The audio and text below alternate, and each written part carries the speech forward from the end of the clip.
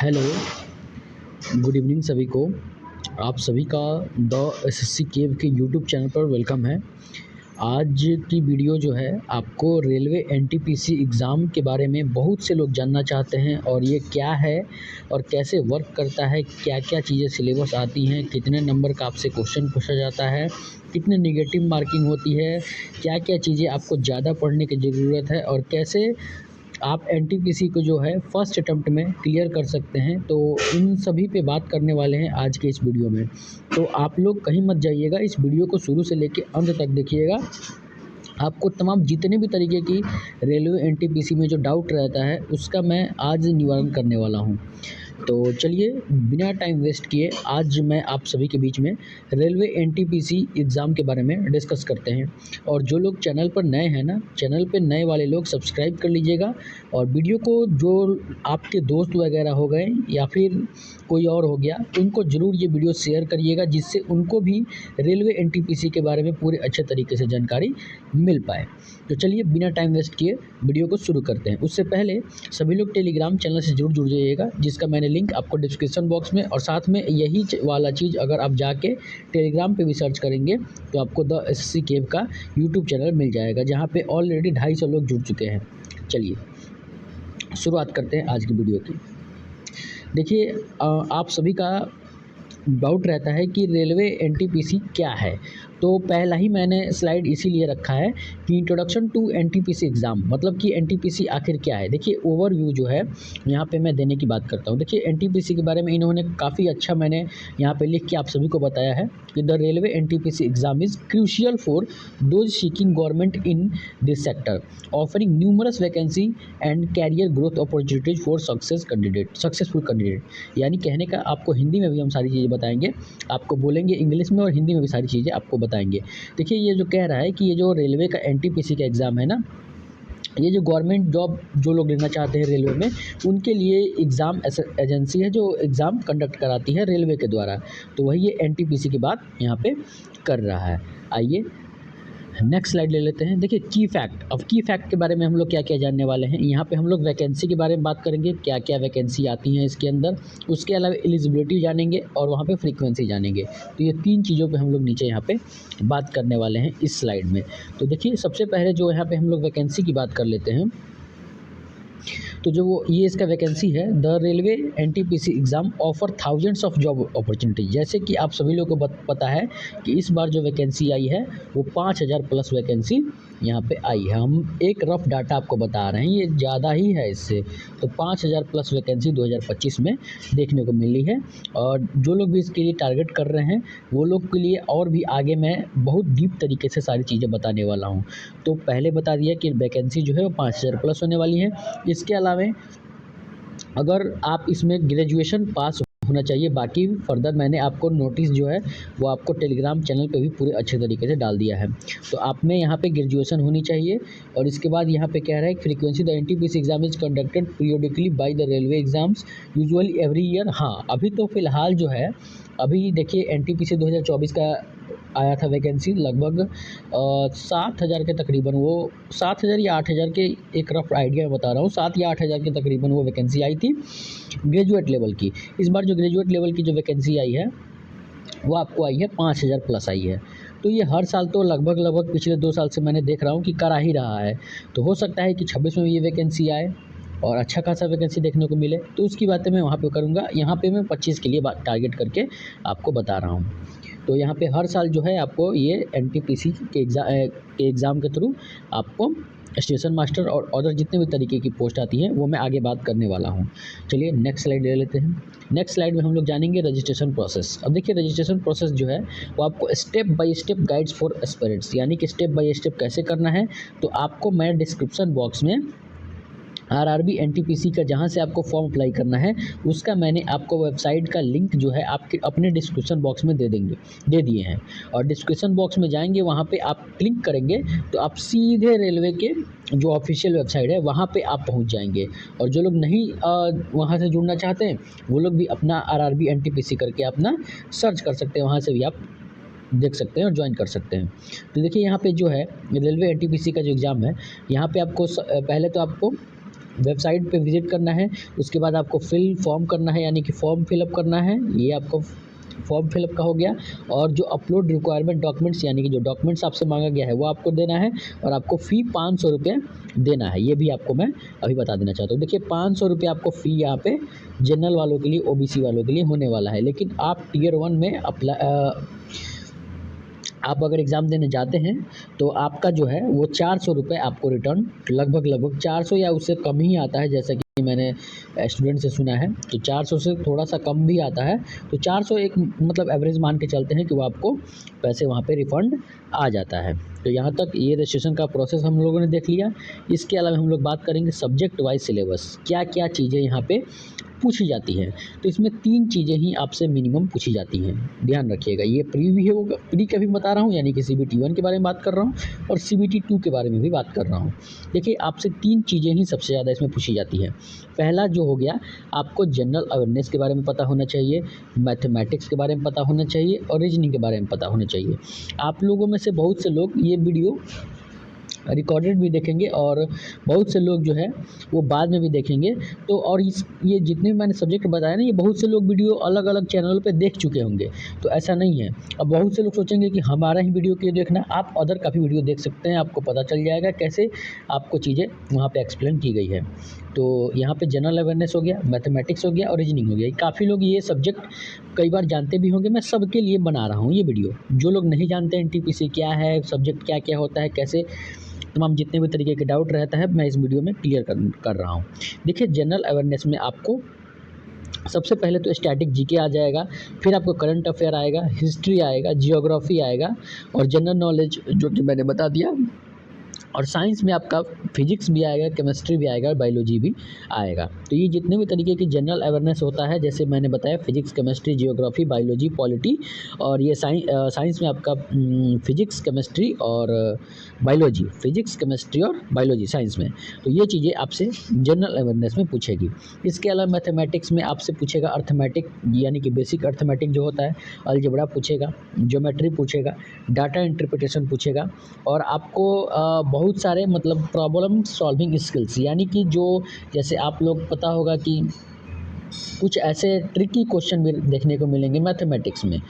और इसके अलावा लास्ट जो है आपका रीजनिंग का रहने वाला है, जिसमें आपको कोडिंग डिकोडिंग हो गया या फिर एनालिटिकल स्किल्स हो गया, या फिर आपका पूछ देगा कि मतलब जैसे एक मैं उदाहरण देना चाहता हूँ यहाँ पे कि जैसे मोची के पास जूता होता है तो उसी तरह दर्जी के पास क्या होता है, या आपका प्रॉब्लम सॉल्विंग में आ जाएगा। उसके बाद आपका वर्बल रीजनिंग आएगा, नॉन वर्बल भी रीजनिंग इसमें पूछेगा, मिरर इमेज, वाटर इमेज, ये तमाम जितने भी तरीके की रीजनिंग के क्वेश्चन रहते हैं ये आपसे इसमें पूछेगा। इसके अलावा हम नेक्स्ट स्लाइड की बात करें तो इसमें देखिए बहुत से लोग डाउट में रहते हैं कि कितने क्वेश्चन आएगा। ये तो मैंने बता दिया क्या क्या क्वेश्चन पूछेगा। अब आप बात करेंगे कि एग्ज़ाम पैटर्न ओवरव्यू, यानी कि इसमें कितने क्वेश्चन आएंगे, कितने मार्क्स के रहेंगे और कितना निगेटिव मार्किंग्स रहने वाला है, ये हम लोग यहाँ पे बात करने वाले हैं, बहुत ही ज़्यादा इंपॉर्टेंट। देखिए यहाँ पे आपसे जो 3 सब्जेक्ट मैंने पीछे बताया ना पिछले वाले स्लाइड में, उसमें आपको बताया था मैंने कि 3 सब्जेक्ट से क्वेश्चन पूछेगा, जिसमें तीनों में मिक्स रहेगा आपका 100 क्वेश्चन मिला के आपसे वो पूछेगा। और 100 में कभी आपका जो क्वेश्चन है वो आपका जनरल अवेयरनेस से आएगा, कभी आप तुरंत दूसरा ही क्वेश्चन आप मैथ से भी देख सकते हैं और तुरंत तीसरा भी क्वेश्चन आप रीजनिंग से भी देख सकते हैं। तो ऐसा ये नहीं है कि 100 क्वेश्चन देगा तो पहले वो जीएस को देगा, फिर उसके बाद आपका मैथ देगा लगातार, फिर आपका रीजनिंग देगा लगातार, ऐसा नहीं होता। रेलवे मिक्स करता है, तो ये चीज़ें आप लोग ध्यान रखिएगा। इसके अलावा हम लोग मार्क्स की बात करें तो आप एक क्वेश्चन करेंगे तो आपको 1 मार्क्स वहाँ पे दिया जाएगा। तो 100 क्वेश्चन अगर रहेगा तो कितने मार्क्स का हो जाएगा, वो तो आपका 100 मार्क्स का हो जाने वाला रहने वाला है।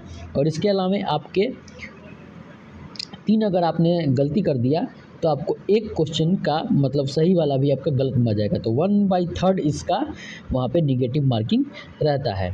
इसके अलावा बात करें कि ड्यूरेशन कितना होता है, कितना मिलता है ये 100 क्वेश्चन करने के लिए, तो आपको 90 मिनट यानी कि 1.5 घंटे आपको यहाँ पे टाइम दिया जाता है। चलिए नेक्स्ट बात कर लेते हैं। नेक्स्ट आपका हो जाएगा प्रिपरेशन स्ट्रैटेजी। प्रिपरेशन स्ट्रैटेजी हम लोग आगे डिस्कस करने वाले हैं। हम लोगों ने ये डिस्कस कर लिया कि क्या क्या सिलेबस है, हमने लोगों ने ये डिस्कस कर लिया कितने नंबर का क्वेश्चन है, कितना नंबर कहाँ कहाँ से क्वेश्चन आएगा, ये चीज़ हम लोगों ने डिस्कस कर लिया। फ़ी का प्रोसेस डिस्कस कर लिया, कहाँ से आपको अप्लाई करना है, कैसे अप्लाई करना है, ये चीज़ें क्या है, यहाँ तक हम लोगों ने डिस्कस कर लिया। अब हम लोग डिस्कस करने वाले हैं प्रिपरेशन स्ट्रैटेजी क्या होनी चाहिए रेलवे एनटीपीसी एग्ज़ाम को क्लियर करने के लिए। आइए वो भी डिस्कस कर लेते हैं। देखिए, स्टडी प्लान टाइम, पहले तो मैं बताता हूँ कि जितने भी लोग अभी इस वीडियो को देख रहे हैं, हमें नहीं पता आपने पहले तैयारी की है नहीं की है रेलवे की, या फिर अभी नया से करने वाले हैं, तो मैं आप सभी के लिए एकदम बेसिक से बताऊंगा बिल्कुल कि एक कोई नया बच्चा कैसे प्रिपरेशन कर सकता है। देखिए, आपको सबसे पहले ना अच्छा एक अपना स्टडी टेबल होना चाहिए और आप अच्छे तरीके से वहाँ पे अच्छे तरीके से बैठ के एकदम सभ्य बच्चे की तरह पढ़ाई कर सकें। इसके लिए पहला तो ये प्लान है जो मैंने अपने तरफ से बताया। इसके अलावा आपको क्या करना है ना कि डेली आपको टारगेट बनाना है। जैसे मैंने यहाँ पे लिखा हुआ है, establish consistent daily study routine to cover syllabus topics gradually, यानी कि आपको जितने भी आपके सिलेबस मैंने बताए, जैसे मैंने रीजनिंग के मिरर इमेज बताए, वाटर इमेज बताए, आज आप मिरर इमेज के 50 क्वेश्चन आपने सॉल्व करना है, 60 क्वेश्चन सॉल्व करना है, वाटर इमेज के 60 क्वेश्चन सॉल्व करना है। जैसे आपको पहले शुरुआती दौर में बता रहा हूँ, जैसे जिन लोगों का बेसिक नहीं कंप्लीट है, वो नहीं जानते मिरर इमेज क्या होता है, उन लोगों के लिए मैं खास करके बता रहा हूँ। क्योंकि ऐसा नहीं है कि आप एक दिन में तैयारी करेंगे और एक दिन में ज़रूर कुछ हो जाएगा, नहीं। जो लोग बिल्कुल बेसिक से पढ़ना चाहते हैं उन लोग, जैसे जीएस में आपने आज अपने मुगल के बारे में पढ़ा, या फिर आपने बुद्ध के बारे में पढ़ा, या फिर भगवान महावीर के बारे में आपने पढ़ा, तो आपको वो बेसिक जितने भी हिस्ट्री के होते हैं, जैसे प्राग ऐतिहासिक काल, आद्य ऐतिहासिक काल से लेके आधुनिक भारत तक का जो हिस्ट्री होता है, वो आपको बिल्कुल अपना नोट्स बनाना है। और आपको एक और बात, यहाँ पे वीकली टारगेट्स बनाना है कि वीकली टारगेट्स मेरा क्या रहेगा, जैसे आप सैटरडे संडे को क्या करेंगे, ये चीज़ें भी आपको वहाँ पे फैक्टर डिपेंड करेगा कि आप वहाँ पे करते क्या हैं। बहुत से लोग वीकेंड पे पार्टी करने चले जाते हैं, ऐसा नहीं करना है। वीकेंड पे भी आपको अगर अच्छा आपको रैंक लानी है, अच्छा तरीके से पढ़ाई अपनी लाइफ को सिक्योर करना है, तो आपको वीकेंड पे भी बैठ के पढ़ना पड़ेगा। और डेली रिविज़न भी करना है, जैसे रात को आप सोने के चले गए, आप दिन भर थोड़ा बहुत पढ़ाई किए, जैसे पढ़ाई किए, लेकिन जितना भी पढ़े हैं उसको एक नज़र, मैं ये नहीं कहता कि बिल्कुल आपको फिर से पढ़ने बैठना है ना, ऐसा नहीं करना। आपने एक बार कॉपी उठाई, जैसे आपने हिस्ट्री में कुछ भी पढ़ा, तो आप एक बार बस ऐसे पलट लेंगे पेज, सोने से पहले, मैं ये कह रहा हूँ, सोने से पहले आप पेज को एक बार पलट लेंगे, तो ये चीज़ें वहाँ पे आपको क्लियर हो जाएगी। इसके अलावा हम लोग क्या क्या बातें कर सकते हैं, वो नेक्स्ट स्लाइड में आपको बताने वाले हैं। देखिए, बुक्स, बहुत सारे स्टूडेंट्स का डाउट रहता है कि बुक्स से ही हम क्लियर करेंगे, तो बुक्स से ही होगा, कौन सा बुक्स लें, क्या लें, कैसे लें, तो ये 3 तरीके की यहाँ पे फैक्टर मैंने डिस्कस किया है। देखिए, बहुत से लोगों का डाउट रहता है कि हम रेलवे के जितने भी बुक्स हैं उसको ले लेंगे तो मेरा काम क्लियर हो जाएगा। ऐसा बिल्कुल भी नहीं करना है, मैं पहले ही बता रहा हूँ। बुक्स के लिए देखिए बुक्स में क्या होता है, पहली बात तो मैं ये बताता हूँ, चाहे आप किसी का भी बुक ले लीजिए, किसी का भी, मैं ये नहीं कह रहा कि कोई बुक ख़राब है, कोई बुक ये अच्छा है वो अच्छा है, मैं ये नहीं कह रहा, सारी की सारी अच्छी हैं, लेकिन आपको बुक प्रेफर नहीं करना है, मैं ऐसे बता रहा हूँ। क्यों? क्योंकि बुक्स में क्या होता है, वो होता है प्रीवियस ईयर क्वेश्चंस, यही होता है कि नहीं। और अगर मैं अपने पीडीएफ डाउनलोड करके अलग अलग चैनल पे, या फिर मेरे ही टेलीग्राम चैनल पे आप जाइएगा, सारे के सारे एनटीपीसी के जितने भी पीडीएफ हैं एग्ज़ाम के, वो मैंने सारे के सारे डाल रखे हैं, तो वहाँ से आप डाउनलोड करके वो पीडीएफ सारे सॉल्व कर सकते हैं। तो जब आप प्रीवियस ईयर क्वेश्चन कर लिए, तो बुक्स के तो सारे क्वेश्चन कर ही लिए, तो क्या फ़ायदा बुक्स लेने से, ये बताइए आप हमको। इसीलिए मैं कहता हूँ कि बुक्स आपको नहीं लेना है। यहीं आपका ऑनलाइन जो टेस्ट होता है, जैसे टेक्स्ट बुक हो गया, ओलिव बोर्ड हो गया, या फिर तमाम जितने भी टीचर्स लोग, आज तो ये बिज़नेस बन गया है भाई, आज तो ये बिज़नेस बन गया है ये मॉक टेस्ट का, तो आप वो प्रेफर कर सकते हैं। आपका अगर सिलेबस 50 से 60% क्लियर हो रहा है, तो आप ज़रूर जाइएगा ऑनलाइन टेस्ट की तरफ, जहाँ पर डेली आप टेस्ट दीजिएगा। इसके अलावा बहुत से लोग कहते हैं कि कोचिंग जाना कंपलसरी है। देखिए, हम ये नहीं कहते कि हाँ बिल्कुल कोचिंग बेकार है, ये है। आप अगर नहीं पढ़ पाते ऑनलाइन, तो आपको कोचिंग की तरफ रुख कर लेना चाहिए। वहाँ पे आपको थोड़ा सा बच्चों से, थोड़ा कोई किसी से हिलते मिलते हैं, सीखते हैं, किसी अपने फ्रेंड्स बनते हैं, तो आपको वहाँ पे अगर कोई चीज़ें समझ में नहीं आता, तो आप अपने दोस्त से भी वहाँ पे पूछ लेते हैं। तो ये चीज़ें एक बड़ा फैक्टर डिपेंड कर जाता है। अगर आप कोचिंग जाते हैं तो आपको कोई समझ में नहीं आता है तो आपने उससे थोड़ा सा डिस्कस कर लिया, या फिर ये चीज़ें मिस सही होता है। लेकिन मैं यहाँ पे बुक्स को बिल्कुल प्रेफर नहीं करता हूँ। तो आप कोचिंग भी जा सकते हैं, ऑनलाइन टेस्ट सीरीज भी आप ले सकते हैं। ये मैंने स्टडी मटेरियल के बारे में बात कर दिया। इसके अलावा हम लोग और भी बात करेंगे mock test, previous year paper और टाइम मैनेजमेंट। ये 3 चीज़ों पे हम लोग बात करने वाले हैं। देखिए मॉक टेस्ट जो है, मैंने अभी पहले एक सेकेंड, मॉक टेस्ट पे जो है वो मैंने पहले भी बताया था कि आपको क्या करना है कि आपको सही तरीके से मॉक टेस्ट देना है। जैसे आपका 60 से 70% अगर आपका बेसिक्स क्लियर हो गया, जैसे आपने हिस्ट्री में आपने 60% क्लियर कर दिया, आपने पॉलिटी में भी 60% क्लियर कर दिया, या फिर मैथमेटिक्स के 60% टॉपिक्स आपने कंप्लीट कर लिया, ratio, proportion, time and work, या फिर आपने जितने भी अलजेब्रा हो गया या फिर ज्योमेट्री हो गया, ये तमाम जितने भी महत्वपूर्ण टॉपिक होते हैं, अगर वो आपने क्लियर कर लिया है तो आप नेक्स्ट टॉपिक पे भी अलावा जा सकते हैं। तो ये चीज़ें मॉक टेस्ट कब करनी है, जब 60 से 70% आपका वो क्लियर हो जाए तो आपको मॉक टेस्ट जाना है। इसके अलावा प्रीवियस ईयर की मैं बता ही दिया हूँ। प्रीवियस ईयर के लिए सभी लोग हमारा टेलीग्राम चैनल द एसएससी केव जरूर ज्वाइन करिएगा, जहाँ पे मैं सभी को जितने प्रीवियस ईयर क्वेश्चन होता है, चाहे आपका वो डीएसएसबी का हो गया या फिर एसएससी का हो गया, सीजीएल, सीएचएसएल, एमटीएस या फिर जूनियर इंजीनियर या फिर सीपीओ, जितना भी पीडीएफ हो गया मैं वहाँ पे अप्लाई कर देता हूँ। तो सीपीओ का हो गया या फिर जितना भी तरीके की वहाँ पे पीडीएफ रहता है सारे, रेलवे के एनटीपीसी का हो गया, रेलवे के टेक्नीशियन का हो गया, रेलवे का जो भी आता है, ग्रुप डी का हो गया, सारे पीडीएफ वहाँ पे ऑलरेडी डले हुए हैं। तो ज़रूर ज्वाइन करिएगा सभी लोग टेलीग्राम चैनल। उसके अलावा हम लोग टाइम मैनेजमेंट की बात करेंगे। तो देखिए टाइम मैनेजमेंट आपको मैथ और ये रीजनिंग 2 सब्जेक्ट एक ऐसा है कि आपको थोड़ा सा यहाँ पे टाइम मैनेजमेंट करना ही पड़ेगा, कैसे भी करके। अगर आप अपनी स्पीड रखते हैं, देखिए हम खुद कहते हैं स्पीड प्लस एक्यूरेसी बराबर गवर्नमेंट जॉब, ये ध्यान रखना सभी लोग, ये मंत्र है, आप लोग पढ़ लो। अगर आपकी स्पीड रहेगी और आपकी एक्यूरेसी रहेगी तो आपको कोई रोक नहीं सकता, कोई भी नहीं रोक सकता। तो ये मेरा एक कहनाम है कि स्पीड प्लस एक्यूरेसी बराबर गवर्नमेंट जॉब होता है, ध्यान रखना सभी लोग। चलिए नेक्स्ट फैक्टर पे बात कर लेते हैं। नेक्स्ट फैक्टर है की पॉइंट्स ऑफ फाइनल रिमाइंडर्स। देखिए सभी लोगों को मैं बताता हूँ, रजिस्ट्रेशन आपको करना है। जो लोग नए हैं, सिलेबस ओवरव्यू अब मैंने आप सभी को दे दिया, प्रिपरेशन स्ट्रेटजी भी आप सभी को दे दिया, और आप लोग को इंतज़ार नहीं करना है फॉर्म भरने में। ये देखिएगा, ये भी बहुत से बच्चों का ये रहता है कि सारी चीज़ें कर लेंगे और फॉर्म भरते टाइम बोलेंगे क्या कि नहीं अभी तो मैं भरूंगा, तब तक पता चलता है लास्ट डेट आ गया, आप बोलते हैं कि लो साइट नहीं काम कर रहा है, ख़त्म। सारी ये मेरा जितना भी मैंने जितने मिनट का ये वीडियो होगा, आपको ये सारी की सारी वीडियो और सारा प्रिपरेशन जो है वो आपका चौपट हो जाएगा। तो इसलिए सभी लोग को ये रिमाइंडर ज़रूर देते हैं कि आप लोग फॉर्म टाइम से अपना फिल कर लेना। और आप सभी के लिए, रेलवे के लिए हमारी तरफ से स्टार्ट प्रिपरेशन, आप लोग सभी लोग प्रिपरेशन स्टार्ट करिए और सभी को बेस्ट ऑफ लक, और ज़रूर सफलता लेके आइए। और प्यारे प्यारे कमेंट्स आप हमारे चैनल पे कमेंट बॉक्स में ज़रूर वहाँ पे पोस्ट कर सकते हैं।